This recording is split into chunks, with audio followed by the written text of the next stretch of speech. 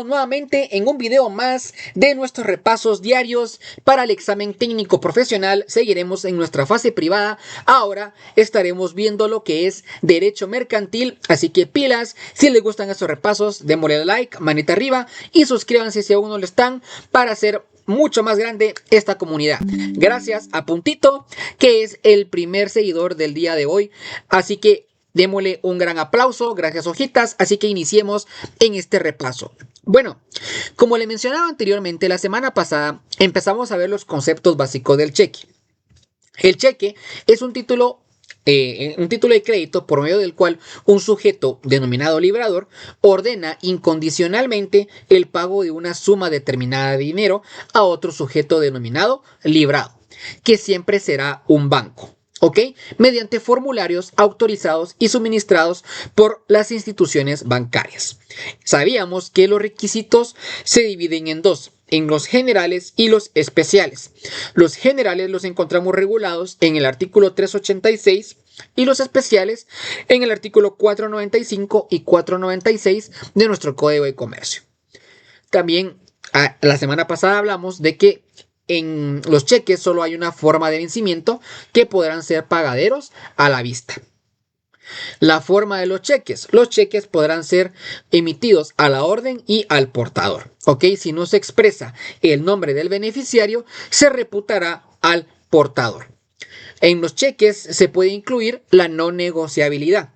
¿Ok? Cualquier tenedor podrá limitar su negociabilidad estampando esta cláusula de no negociable. También vimos la semana pasada el plazo legal para el cobro del cheque. Existe un plazo legal para el cobro del cheque, el cual será de 15 días calendario siguientes a la fecha de su creación. Ese es el plazo legal. Pero existe un pago extemporáneo o un plazo extemporáneo. En este caso, aun cuando no se haya presentado a tiempo el cheque, se podrá hacer efectivo el cobro dentro de los 6 meses siguientes a la fecha de su creación. O sea, básicamente que tenemos este plazo legal de 15 días y aparte tenemos el plazo extemporáneo de 6 meses para hacer efectivo dicho cheque. ¿Ok? Solo podrá, en este caso, proceder el pago extemporáneo si se cumple con dos presupuestos. Uno, que el librado, o sea, el banco, tenga fondos disponibles de parte del librador para hacer efectivo lo que es en este caso, para hacer efectivo lo que es el pago. Y que no haya sido revocado el cheque. ¿Ok? Estos dos presupuestos. Existían dos clases de revocación. En este caso vimos la revocación ordinaria y la revocación extraordinaria. La revocación ordinaria es la que se realiza luego de haberse cumplido el plazo legal para el cobro de 15 días. Por lo tanto, una vez cumplida este plazo legal, se podrá revocar de manera ordinaria y se podrá revocar de manera extraordinaria. ¿Ok? Si en este caso se revoca dentro del plazo legal para su cobro de 15 días, alegando únicamente como motivo de revocación el extravío, la sustracción del cheque o la adquisición de este por tercero a consecuencia de un acto ilícito. ¿Cuáles eran los elementos personales del cheque? Teníamos que el librador es la persona que gira el cheque, ¿ok? El librado es el banco y el beneficiario es el tenedor del cheque, quien podrá hacer efectivo el cobro. Y teníamos la institución del truncamiento del cheque. Este consistía en que el proceso por medio del cual un banco recibe de forma física el cheque para su cobro o para su compensación bancaria, capturando una imagen, generando con ello un cheque digitalizado. También establecimos de que las acciones cambiarias derivadas del cheque, ¿ok?, prescriben a los 6 meses contados desde la presentación del mismo. Hasta eso vimos la semana pasada, ¿ok? Con los temas del cheque. No sé por qué razón o circunstancia me volvió a sacar el mismo aviso que tuvimos en la emisión pasada.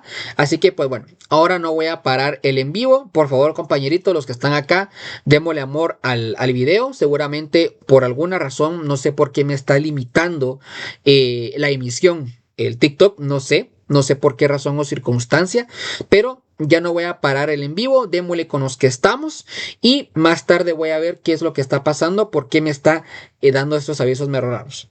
¿Ok? Bueno, sigamos. Ahora sí, entremos de lleno con las modalidades del cheque. Encontramos la primera modalidad, que es el cheque cruzado. El cheque cruzado, ¿ok? El cheque cruzado es cuando el librador o el tenedor van a poner mediante el cruce de dos líneas paralelas trazadas en el anverso del cheque el cobro del mismo en un banco determinado. ¿Ok?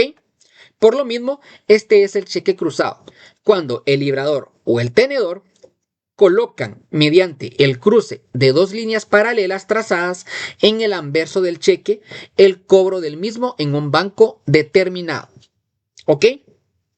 ¿Cuál es el objetivo? ¿Ok? ¿Cuál es el objetivo del cheque cruzado? Evitar el cobro del cheque por un tenedor ilegítimo, forzando al mismo a cobrarlo en una institución bancaria específica. Y el cheque cruzado, en este caso, puede ser de dos formas. Puede ser de forma general y puede ser de forma especial. De forma general es el que se realiza con el simple cruzamiento de las líneas en el lado anverso del cheque y podrá ser cobrado por cualquier institución bancaria. ¿Ok? El cruzamiento general se podrá convertir en especial cuando se coloca entre las líneas paralelas el nombre de una institución bancaria específica.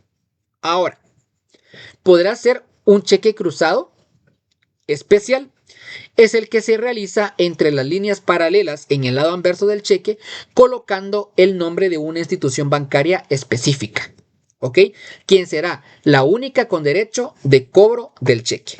¿Se dieron cuenta cuál es la diferencia entre la general y la especial? La general es con el simple cruzamiento de las dos líneas del lado anverso del cheque. ¿Ok? Y podrá ser cobrado por cualquier institución bancaria.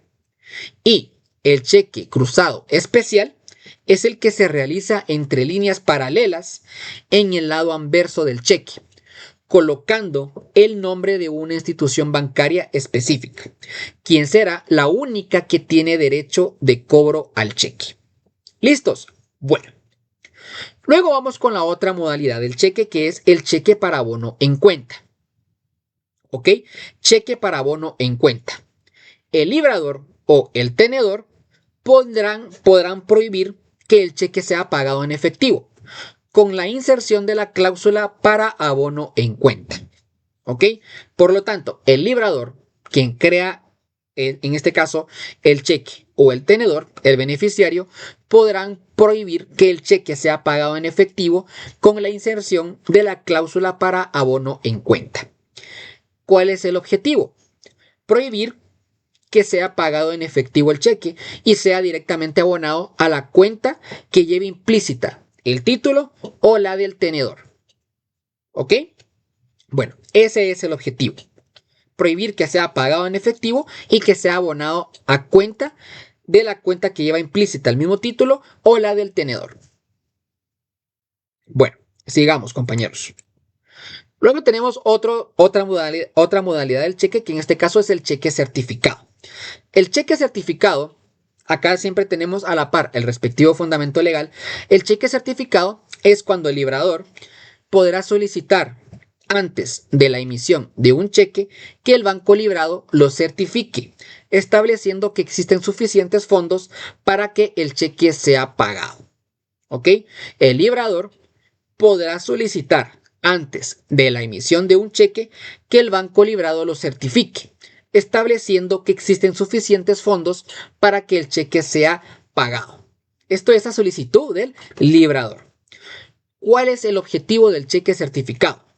Brindar confianza y una garantía al tenedor de que el cheque podrá ser pagado.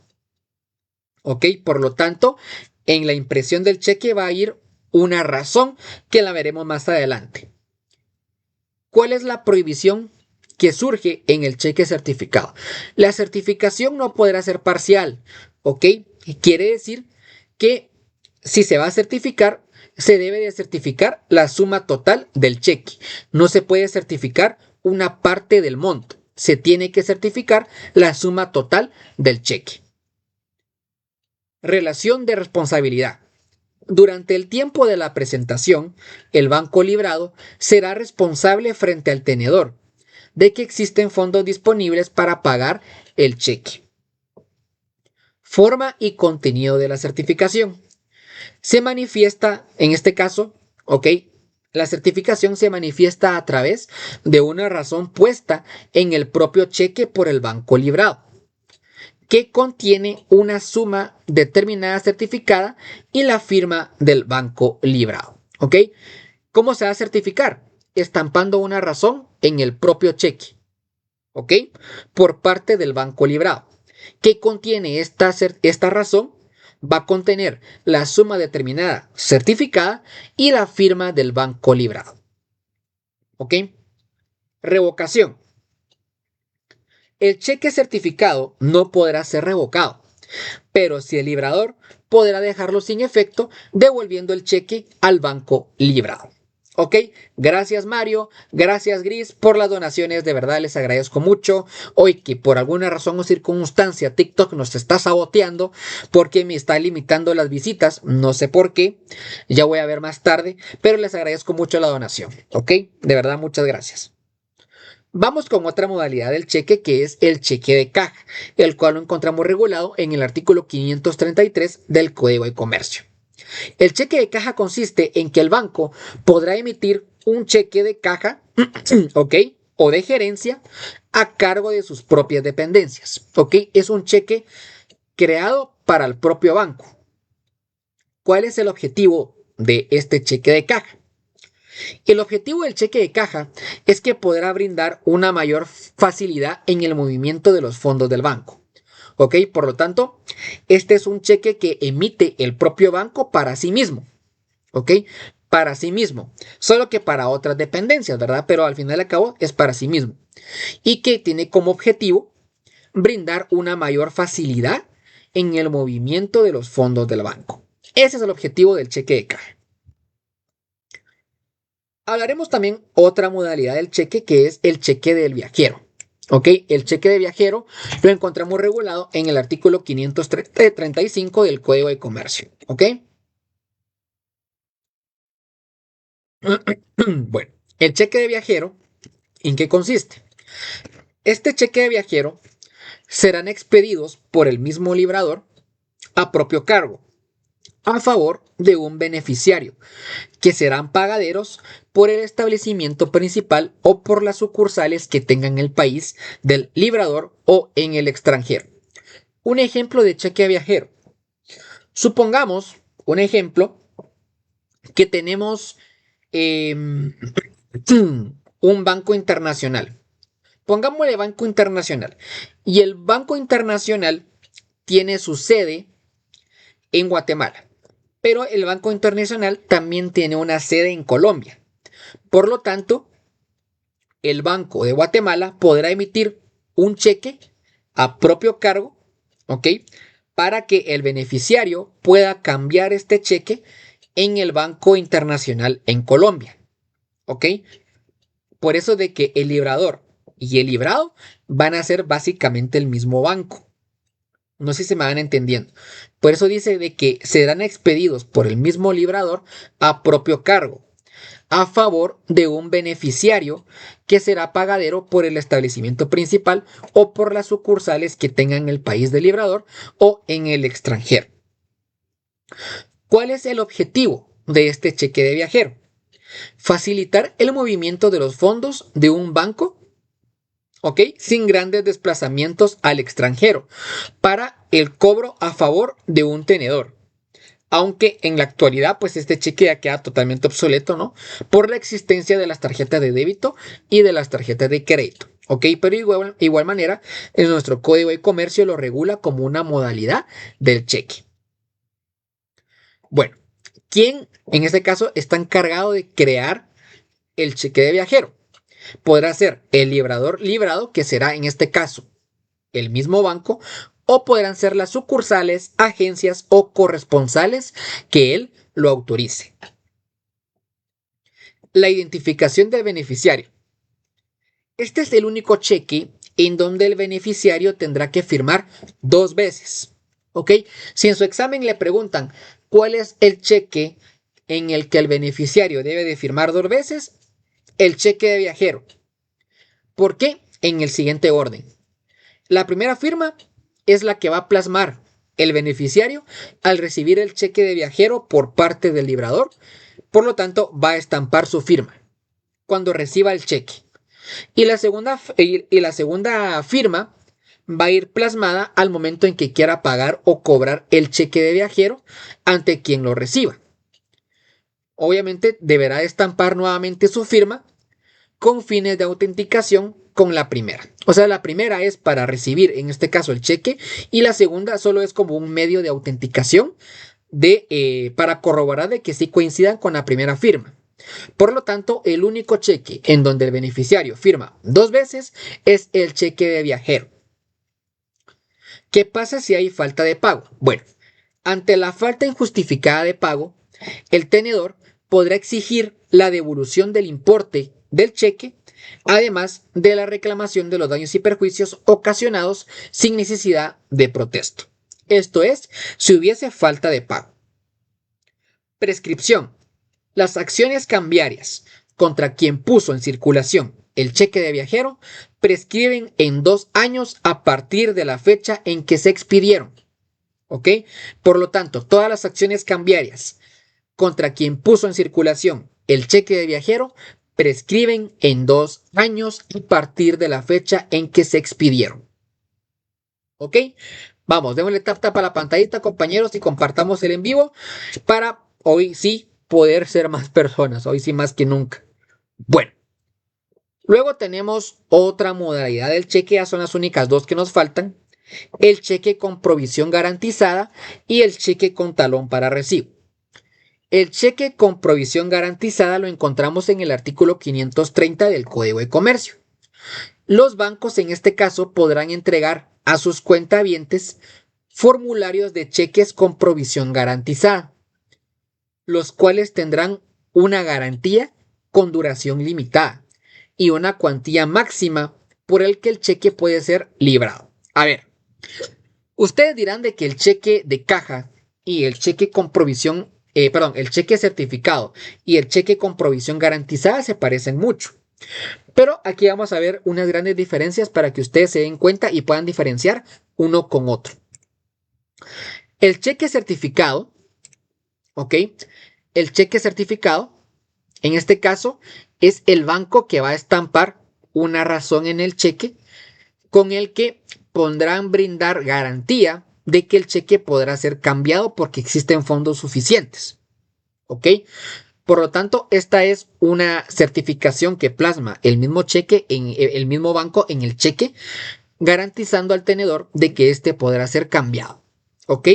Ojo, también la certificación debe de ser total, no puede ser parcial y no puede ser menos de la suma que está en el cheque. Para empezar, ¿no? Ahora, el cheque con provisión garantizada tiene la misma finalidad, que es brindar confianza y garantía al tenedor. ¿Ok? Pero en este caso, la garantía tiene una duración limitada. ¿Ok? El banco va a garantizar por un tiempo determinado. En el cheque, en este caso, el cheque con certificado no tiene un periodo determinado de garantía. En cambio, en el cheque con provisión garantizada sí lo tiene. Y en el cheque certificado no establece un monto máximo o un monto mínimo, sino que es la suma total del valor del cheque. Y en el cheque con provisión garantizada, lo que va a garantizar es que existe una cuantía máxima para que el cheque pueda ser librado. O sea, si la suma del cheque es menor a la cuantía máxima, seguramente este podrá ser cambiado y le podrá dar la garantía al tenedor de que este pueda ser cobrado. Esas son las grandes diferencias entre el cheque certificado y el cheque con provisión garantizada, el cheque certificado y el cheque con provisión garantizada, que básicamente son muy parecidos, pero sí tienen estas 2 grandes diferencias que les puede hacer un poco más de claridad para entender cada uno de ellos. ¿Cuál es el efecto del cheque con provisión garantizada? El banco queda obligado a pagar la cantidad ordenada en el cheque si está dentro del límite garantizado. ¿Ok? el banco queda obligado a pagar la cantidad ordenada en el cheque si está dentro del límite garantizado. Bueno, hay dos casos por los que se puede extinguir la garantía.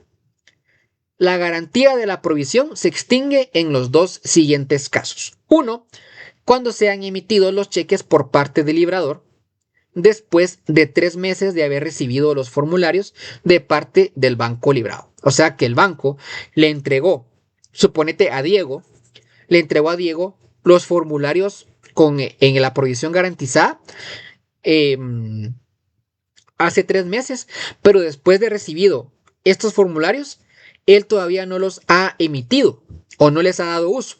Por lo tanto, la extinción de esta garantía va a darse cuando pasen 3 meses después de haber recibido estos formularios. ¿Ok? Entonces, la primera razón por la que se puede extinguir la garantía es que no se han usado los cheques después de 3 meses de haber recibido los formularios. Y la segunda extinción se da cuando no se presenta el título para su cobro dentro del plazo de la presentación. ¿Ok? Se recuerdan que cada cheque tiene un plazo, en este caso el plazo legal, que es el de 15 días. Por lo tanto, cuando no se presente el título para su cobro dentro del plazo de presentación, la extinción de la garantía va a proceder. Y por último tenemos el cheque con talón para recibo. En el artículo 542 lo encontramos regulado. Estos cheques llevarán consigo un talón que le puse entre paréntesis codito. ¿Ok? Llevan un codito separable que deberá ser firmado por el beneficiario al recibir el cheque y que servirá de comprobante del pago hecho. ¿Ok? Por lo tanto, estos cheques llevarán consigo un talón, un codito que será separable, que deberá ser firmado por el beneficiario al recibir el cheque y que servirá de comprobante del pago hecho. ¿Ok? ¿Cuál es el objetivo de este cheque? Pues brindar la garantía al librador, o sea, a quien giró el cheque, de que el pago ha sido realizado. En este caso, el librador se quedará con el codito de que el cheque ya fue entregado y debidamente pagado. ¿Listos? Bueno, y con eso culminamos el tema del cheque. Con eso cubrimos tanto los conceptos básicos como la modalidad de los cheques. Dice, falta el cheque causal. Fíjate que eso no lo puse, dado que es muy chiquito y es más que todo doctrinario. Sé que aparece en el Código de Comercio, pero hay solo un artículo que hace referencia al cheque causal. Pero como yo les mencioné cuando inicié este repaso, es que yo agarro de referencia el material de apoyo que me brindaron en la academia, confrontándolo con el código. Pero después de hacer el estudio respectivo, no creí pertinente agregarlo porque es muy chiquito, ¿ok? Por lo tanto, si ustedes lo quieren estudiar, ese está junto con el cheque con talón para recibo. Yo creo que está a la par o está a la par del... Déjenme revisar a ver en dónde se encuentra este cheque. Sí, se encuentra en la misma subsección de el cheque con talón para recibo. Por lo tanto, si ustedes quieren leer ese artículo del cheque causal, lo pueden leer. Pero yo no lo agregué, una, porque no lo tomé de referencia en el código y cuando lo confronté con mi material de apoyo, no aparecía tampoco el material, por lo tanto no creí pertinente. Por lo tanto, no lo agregué. Pero gracias por la observación. ¿Oíste, Chávez? Si lo quieres agregar, agrégalo en tu material. Dice, ¿en qué academia estudiaste? Me dice Yulisa, fíjate que no te puedo decir, porque sería como que, no sé, no sería ético el hecho de venir y decir que estoy agarrando el material de apoyo de academia de ellos para estudiar y haciendo mi propio resumen. Por lo tanto, si tú quieres saber, yo te puedo aconsejar qué academia seguí, pero si me escribes a mí directamente para decirte cuál es la academia que yo seguí. ¿Ok?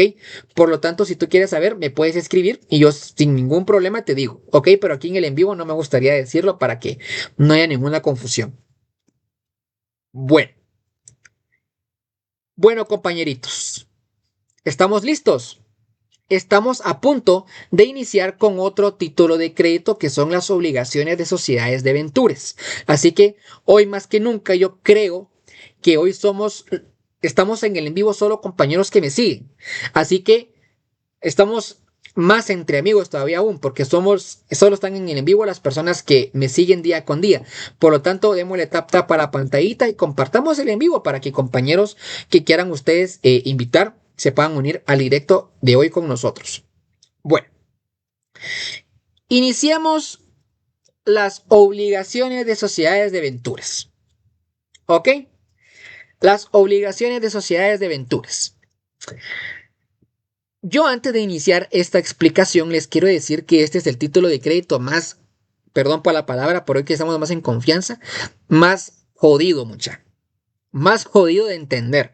No sé si les pasa a ustedes, pero yo leía y me pasé más tiempo estudiando esto que otros temas. Yo leía, le daba vuelta al código, le daba vuelta a mi material de apoyo y no le entendía a las sociedades de venturas, les prometo. Por lo tanto, yo les voy a explicar cómo es que yo lo entendí. No sé si va a ser de todo correcto, pero para mí este es como que el más complejo de todos los títulos de crédito. ¿Ok?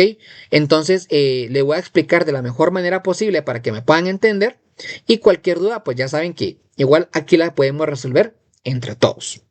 ¿Listo? Bueno, primero, ¿cuál es el contexto de las obligaciones de sociedades de venturas?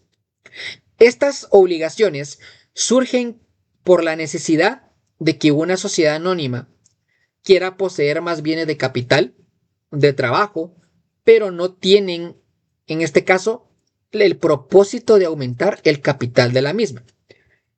O sea, quieren más capital de trabajo, pero no quieren aumentar su capital. ¿Ok?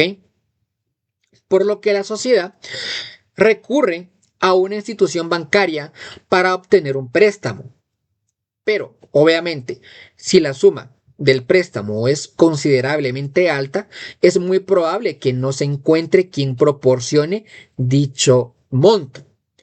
Por lo tanto, la sociedad, en este caso la sociedad anónima, tendrá que recurrir a esta forma de títulos de crédito para poder aumentar su capital de trabajo.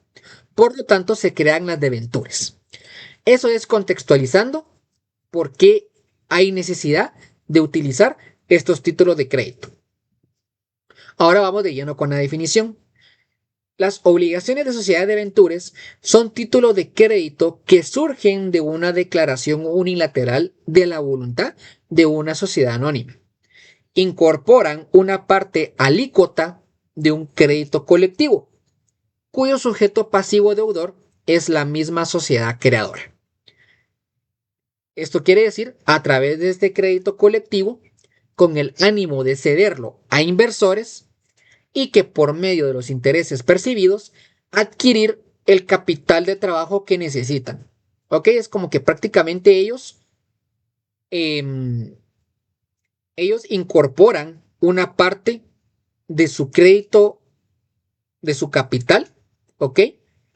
Poniéndolo a disposición de inversores a través de las obligaciones de ventures para que por medio del pago que hagan los inversores, a través de esos intereses, puedan adquirir ese capital extra que necesitan.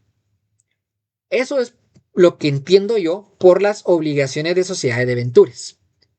Ese es el propósito y se materializan a través de estos títulos de crédito, que es lo que le van a entregar a las personas que quieran pagar esa parte alícuota del crédito y los intereses es lo que básicamente les va a servir a la sociedad para poder aumentar su capital. ¿Cuáles son las características de las obligaciones y de la sociedad de ventures? Tenemos las siguientes características. Uno, es de que son bienes muebles. Aunque estén garantizadas con derechos reales sobre inmuebles, son bienes muebles. Dos, las obligaciones sociales, como también se les denomina a las sociedades de ventures, podrán ser nominativas a la orden y al portador. El número 3, tendrán igual valor nominal todas las obligaciones, que será de 100 quetzales o por múltiples de 100. 4. Podrán crearse y emitirse en series diferentes. 5. Las obligaciones de Ventures se formalizan mediante una escritura pública. Y 6. El testimonio de dicha escritura pública deberá inscribirse en el registro mercantil y en los registros correspondientes a las garantías prestadas. ¿Ok? Por lo tanto, estas son las 6 características de las obligaciones de Ventures. Aquí encontramos los requisitos. Esta es un título de crédito mucho más grande, aparte que pues que ustedes saben que estaba plasmada en una escritura pública. Hacemos lo mismo que en los otros títulos de crédito. Agarramos de referencia los requisitos generales del artículo 386 porque debe de cumplir con dicho requisito y con los requisitos especiales de las obligaciones de Ventures que están en el artículo 548. Las que tienen el asterisco son los requisitos generales y a los que aparecen debajo de esos son los requisitos especiales. Lo vamos a ver brevemente. 1. La denominación de la obligación social o de Venture. 2. Nombre, objeto y domicilio de la sociedad creadora. 3. El monto del capital autorizado y la parte pagada del mismo, así como el de su activo y pasivo. 4. Importe de la emisión con expresión del número y del valor nominal de las obligaciones. Luego seguimos con la indicación de la cantidad efectivamente recibida por la sociedad creadora. Luego colocaremos el tipo de interés, la forma de amortización de los títulos, la especificación de las garantías especiales que lo constituyan y los datos de inscripción en el registro correspondiente, el lugar, fecha y número de escritura de creación, nombre del notario autorizante, lugar y fecha de inscripción en el registro de la escritura en el registro mercantil y por último la firma de la persona designada como representante común de los tenedores. Si se dan cuenta, son muchos requisitos especiales, ¿ok? Por lo tanto, es importante aprenderse cada uno de ellos, así que paciencia y mucha perseverancia, compañeros, que sí se puede, ¿ok? Pero la clave está en aprenderse como que fuese todo un conjunto, agregando de una vez los requisitos generales e incorporando los especiales unidos con ellos. ¿Ok? Pero aquí tenemos los respectivos fundamentos en donde encontramos cada uno de esos requisitos. Bueno, ¿cuál es el proceso de formalización de estas obligaciones? Tenemos 4 simples pasos. Aquí se los plasmé en un cuadrito para que sea así bien clarín. Tenemos 4 pasos por los que se puede formalizar las debentures. El primer paso es convocar y celebrar Asamblea General Extraordinaria para aprobar la emisión de las obligaciones. Si no se recuerdan, en el artículo 135, numeral 2, aparece que la aprobación de emisión de obligaciones es un asunto que se debe de ventilar por una Asamblea General Extraordinaria de una sociedad anónima. Por lo tanto, ese es el paso 1, convocar y celebrar la Asamblea General Extraordinaria para que sean aprobadas la emisión de las obligaciones. El paso 2 es practicar la auditoría con la finalidad de obtener el informe del monto del capital autorizado y la parte pagada del mismo, así como el de su activo y pasivo, como lo establece el numeral 3 del artículo 548 cuando hablábamos de, en este caso, los requisitos especiales. Acá miren, el monto del capital autorizado y la parte pagada del mismo, así como el de su activo y pasivo. Esto se va a obtener mediante este informe, ¿ok? Mediante este informe que se adquiere por la auditoría que realiza la sociedad. Luego vamos con el paso 3, que en este caso el representante legal de la sociedad acudirá ante el notario para solicitar la formalización de esta escritura pública de creación.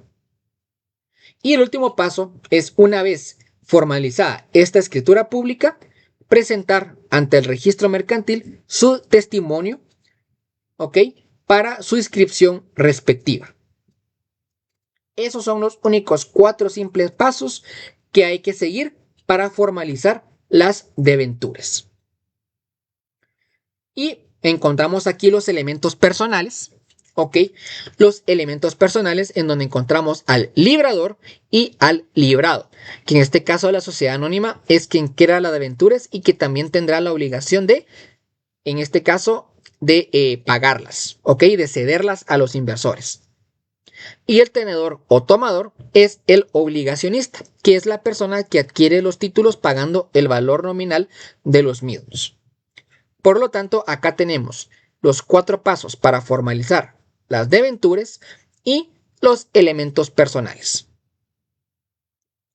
¿Los artículos es de la ley del Código Civil o cuál es? No, es el COCO, Código de Comercio. ¿Ok?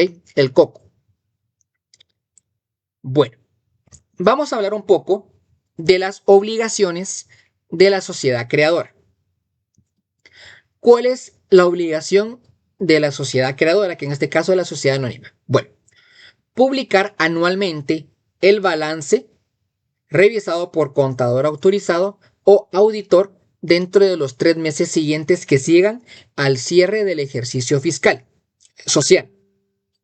Se recuerdan que el ejercicio social cierra en diciembre, por lo tanto, podrá en este caso publicarse en los meses de enero, febrero o marzo. ¿Ok? Enero, febrero o marzo. Dentro de los 3 meses siguientes que sigan al cierre del ejercicio social. En el portal electrónico del registro mercantil. Si la publicación se omite, cualquier tenedor o cualquier obligacionista podrá exigir su publicación. Y si aún así no se hace dentro del mes siguiente en que lo requirió, podrán darse por vencidos los títulos que le corresponden. Y hablaremos también un poco de las obligaciones de los obligacionistas. En este caso, todos los obligacionistas tendrán que ser representados por un representante común que actuará como mandatario del conjunto de obligacionistas y representará a todos estos frente a la sociedad creadora. El representante común podrá asistir con voz a las asambleas de la sociedad creadora. ¿Ok? El representante de los obligacionistas podrá presentarse y asistir a las asambleas de la sociedad creadora. Ojo, podrá acudir con voz, pero no con derecho a voto, solo con voz. El juicio colectivo que inicie el representante común atrae todos los juicios individuales. ¿Qué quiere decir? Cada obligacionista tiene derecho para poder accionar por su propia cuenta, pero si el representante común ejerce, o en este caso acciona, contra la sociedad creadora por medio de un juicio colectivo, entonces jalará todos los juicios individuales que los obligacionistas hubiesen accionado.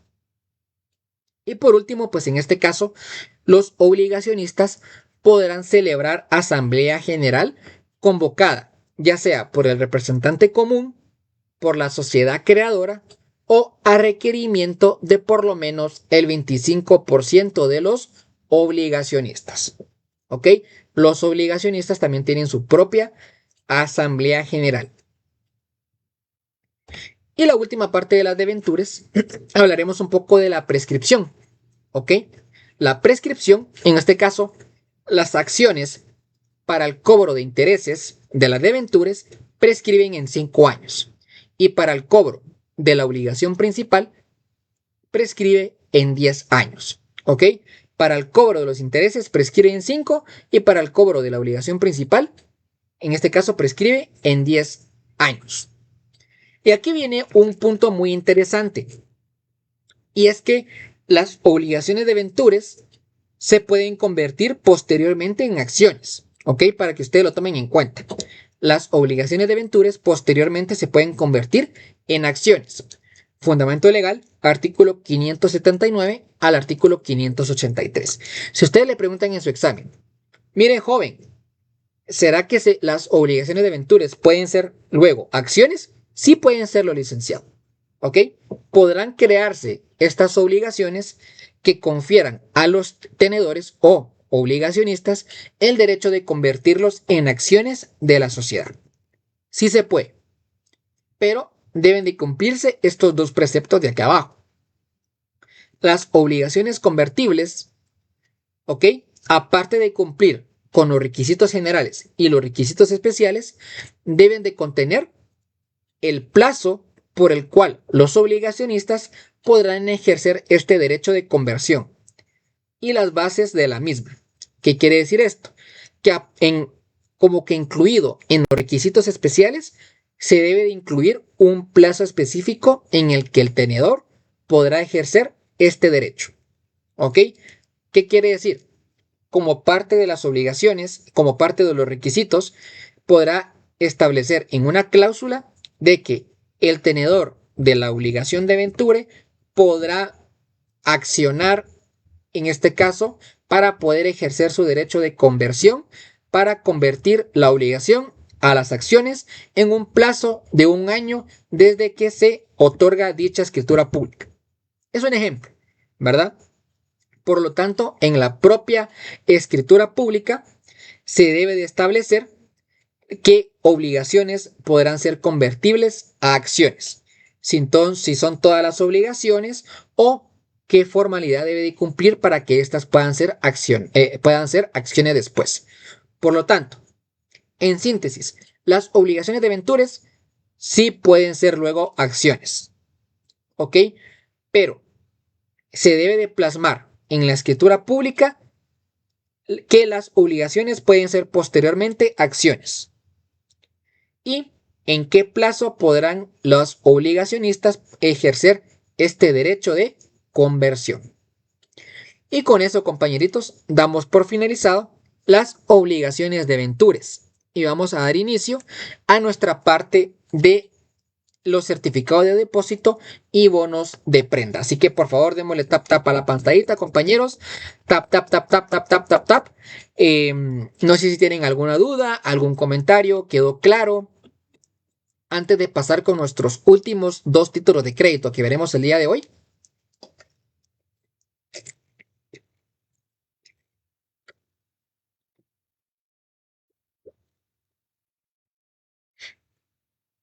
Yo creo que lo hemos explicado bastante bien, ¿no? Yo creo que sí. Bueno, si no hay comentarios que hacer, vamos a proseguir con nuestra ley de almacenes generales de depósito. ¿Ok? Bueno, en esta ley encontraremos dos títulos de crédito, los certificados de depósito y los bonos de prenda. De igual manera, aquí les dejo. Caray. No sé si cambié esto. Así. Aquí les dejo el fundamento en donde se encuentran en el Código de Comercio. ¿Ok? Pero si se quieren fundamentar más claramente de estos dos títulos, se tiene que ir a esta ley especial. Primero, hablaremos de la ficha técnica. La Ley de Almacenes Generales de Depósito es el decreto 1746 del Congreso de la República de Guatemala. Tiene un total de 33 artículos nominales y entró en vigencia el 16 de enero de 1967. Y cuenta con un reglamento, el cual será el Acuerdo Gubernativo 20-69. ¿Quedamos claros ahí? Esta es nuestra ficha técnica de la Ley de Almacenes. Bueno, una vez visto cuál es nuestra ficha técnica, vamos a hablar un poquito sobre qué es un almacén general de depósito. ¿Ok? Un almacén general de depósito es una empresa privada que tiene carácter de institución auxiliar de crédito, constituida en una forma de sociedad anónima guatemalteca. Es una sociedad especial, el Almacén General de Depósito, cuyo objeto es el depósito, la conservación y custodia, el manejo y la distribución, la compra y venta por cuenta ajena de mercancías o productos de origen nacional o extranjero y la emisión de los títulos de crédito como los certificados de depósito y bonos de prenda. cuando así lo soliciten los interesados. Eso es un almacén general de depósito. Es una empresa privada que tiene carácter de institución de auxiliar de crédito constituida bajo una forma de sociedad anónima guatemalteca. O sea, la forma del almacén, su estructura es como una sociedad, ¿ok? Pero no es una sociedad anónima en sí, sino que es una sociedad especial. Pero ponen de referencia que tiene una forma de sociedad anónima y que tiene aquí diferentes funciones y objetivos. El depósito, la conservación y custodia, el manejo y la distribución, la compra y venta por cuenta ajena de mercancías o productos de origen nacional o extranjero y la emisión de título de crédito, como certificado de depósito y bonos de prenda. Artículo 1 del decreto 1746. Existen dos clases de almacenes, ¿ok? Hay dos clases de almacenes. El que estamos viendo es el almacén general de depósito, ¿ok? El que ya lo definimos anteriormente. Pero también existen los almacenes fiscales, ¿ok? Estos almacenes fiscales son aquellos que tienen por objeto llevar el control del ingreso y salida de mercancías mediante un sistema de inventario. Su fin es la modernización y fortalecimiento del sistema aduanero del país. Acuerdo Gubernativo 447-2001. Por lo tanto, tenemos dos clases de almacenes, el que estamos viendo, que es el que nos interesa, el almacén general de depósito, y tenemos los almacenes fiscales. Bueno, empecemos a desarrollar nuestra ley, pues. ¿Qué institución autoriza la constitución de un almacén general de depósito? Bueno, artículo 2 del decreto 1746, la Junta Monetaria, previo dictamen favorable de la Superintendencia de Bancos. Por lo tanto, la institución que autoriza la constitución de un almacén general de depósitos es la Junta Monetaria, pero con previo dictamen favorable de la Superintendencia de Bancos. Segundo punto de desarrollo. ¿Cuál es el capital mínimo para constituir un almacén general de depósito? Es de 250,000 quetzales. De igual manera, en el artículo 2, decreto 1746. ¿Qué instituciones interactúan con los almacenes? ¿Ok? ¿Qué instituciones interactúan con los almacenes? El organismo ejecutivo podría repetir la constitución del almacén. No hemos visto la constitución en sí, sino que solo hemos visto que la institución que la autoriza es la Junta Monetaria. ¿Ok? Es la Junta Monetaria, es quien autoriza la constitución previo dictamen favorable de la Superintendencia de Bancos. Sabemos que el capital mínimo para constituir un almacén general de depósito es de 250,000 quetzales. El trámite de constitución en sí no lo vamos a ver, pero les estoy dando como que lo más importante que necesitan saber para este desarrollo de la ley. ¿Qué instituciones interactúan con los almacenes? Bueno, interactúa el organismo ejecutivo a través del Ministerio de Economía y Agricultura, que en este caso el organismo ejecutivo deberá de reglamentar el decreto 1746. Es el encargado de reglamentar. ¿Ok? Inclusive, pues, el reglamento de dicha ley es un acuerdo gubernativo emitido por el Ministerio de Economía y Agricultura.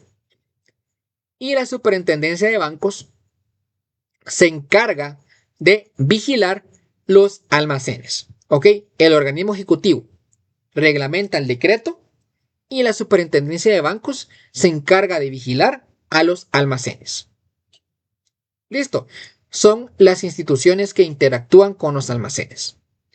Aquí tenemos algunos ejemplos de los almacenes que operan en el país. ¿Ok? Aquí encontramos como por ejemplo el almacén de depósito del Crédito Hipotecario Nacional de Guatemala, Almacenadora Guatemalteca S.A., Almacenes Generales S.A., Almacenadora Tecunumán S.A., que creo que es una de las más conocidas, y Centroamericana de Almacenes S.A. Son algunos de los almacenes que operan en el país, como para tener un ejemplo o una referencia. Bueno, ahora hablaremos ya de por sí de cada uno de los títulos, ¿ok? Hablaremos propiamente de cada uno de los títulos. Certificado de depósito. El certificado de depósito es un título de crédito que acredita la propiedad y el depósito de mercaderías o productos depositados en un almacén general de depósito. ¿Ok? Esto es lo más importante. Es un título de crédito que acredita la propiedad y el depósito de mercaderías o productos depositados en un almacén general de depósito, el cual también contiene un contrato de depósito celebrado entre el depositante, que es el dueño de la mercadería, y el depositario, que es el almacén. ¿Ok? Artículo 7. ¿Cuáles son los elementos personales? Pues ya lo vimos. El depositario será, en este caso, siempre el almacén, quien va a recibir la mercadería o el producto. Y el depositante será el dueño de la mercadería. Características.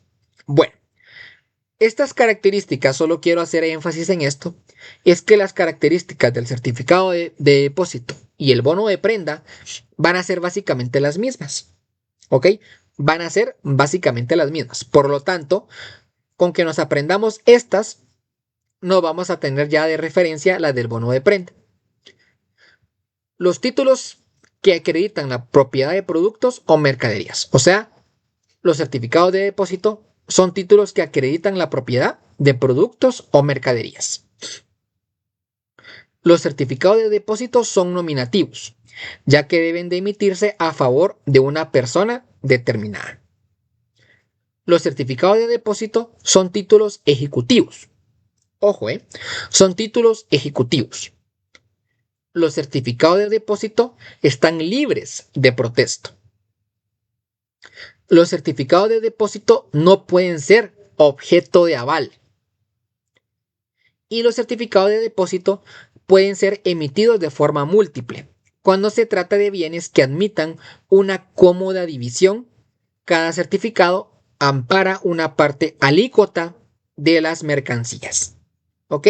Estas son las características de los certificados de depósito.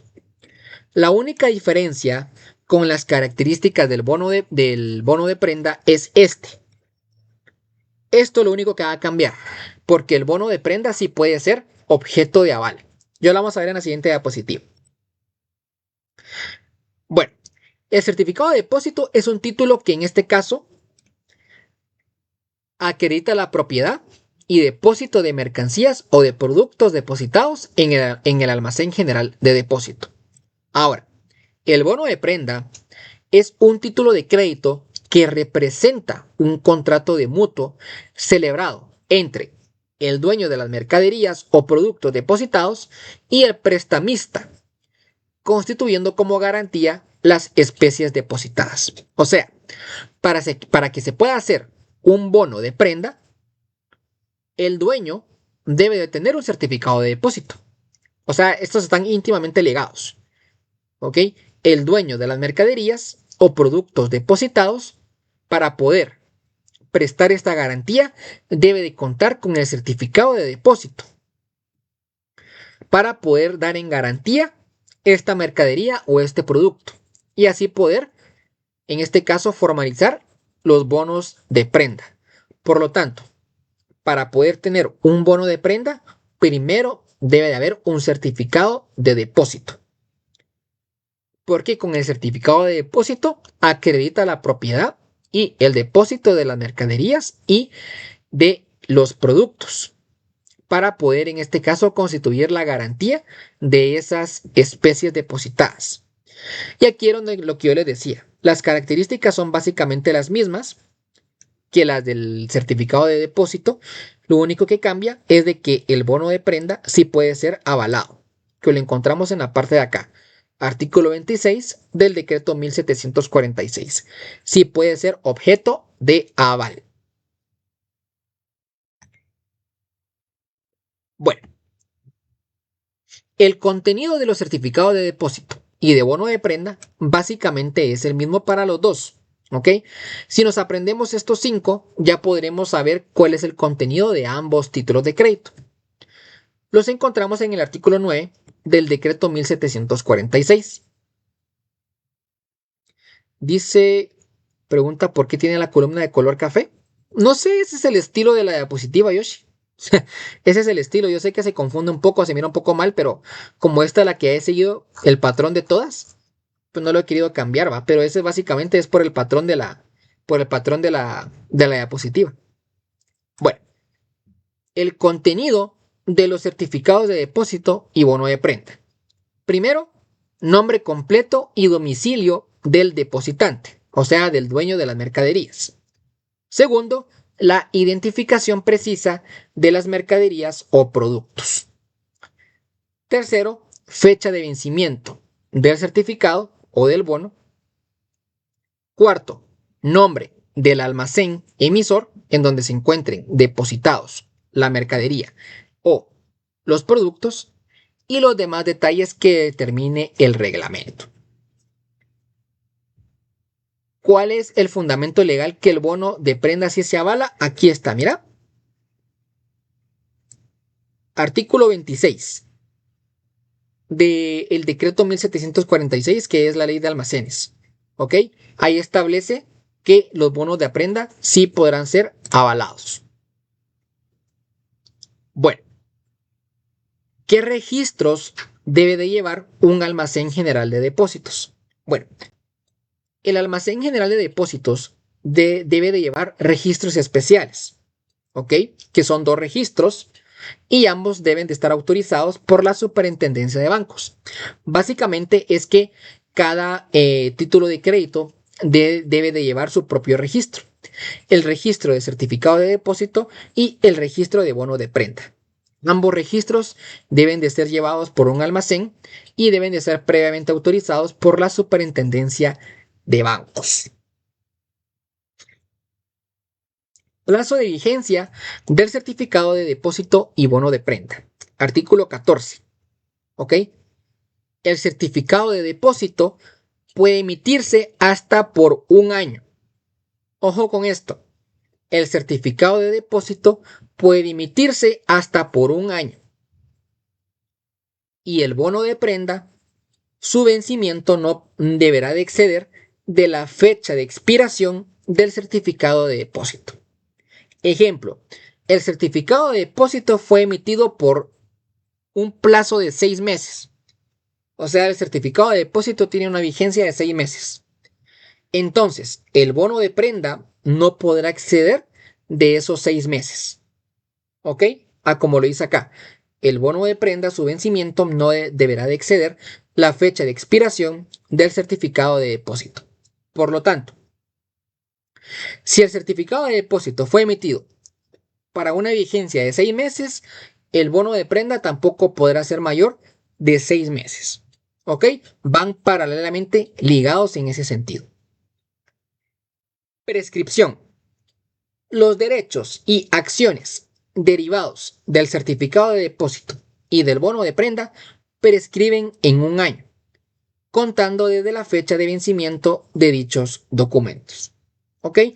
Todos los derechos y acciones derivados del certificado, ¿ok? Y del bono de prenda prescriben en un año, contando desde la fecha del vencimiento de dichos documentos.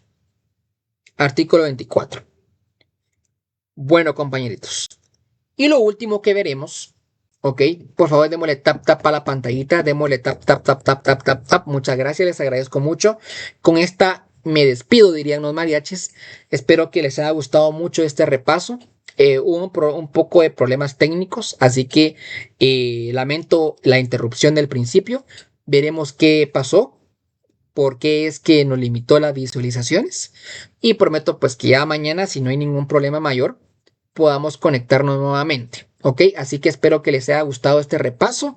Este fue básicamente y casi exclusivo para los compañeros que me siguen, así que muchas gracias. Y con esta me voy, diría el mariachi.